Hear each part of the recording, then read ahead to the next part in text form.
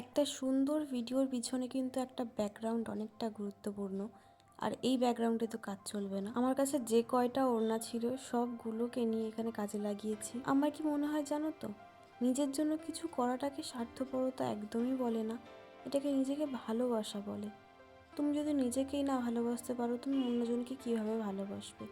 প্রথমে নিজেকে ভালোবাসো, নিজেকে যত্ন নাও, নিজের জন্য কিছু করো, তারপরেই তুমি অন্যের জন্য কিছু করতে পারবে। নিজেকে খুশি রাখার জন্য যদি আকাশ ছোঁয়ার স্বপ্নও দেখতে হয়, সেটাও আমি দেখব, এবং সেই স্বপ্নগুলোকে পূরণ করার দায়িত্বটা আমি নিজেই নেব।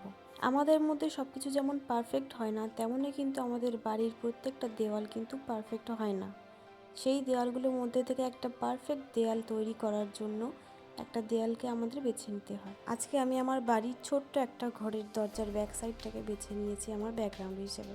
যেমন আমরা আমাদের মধ্যে ইমপারফেক্ট জিনিসগুলোকে পারফেক্ট বানাতে পারি, তেমনই আমার এই দরজার ব্যাক সাইডটাকেও একটা ব্যাকগ্রাউন্ড হিসাবে ব্যবহার করে তার ইমপারফেক্ট জায়গাটাকে পারফেক্ট বানাতে পারি। আর এই দায়িত্বটা কিন্তু নিজেকেই নিতে হবে, এর দায়িত্ব কিন্তু অন্য কেউ নেবে না। তুমি নিজের জন্য করবে, নিজের সাহসে করবে, এবং পারফেকশন তোমার জন্য অপেক্ষা করবে। তাহলে এবার তোমরাই বলো তো দেখি, আমার এই ব্যাকগ্রাউন্ডটা কেমন লাগছে।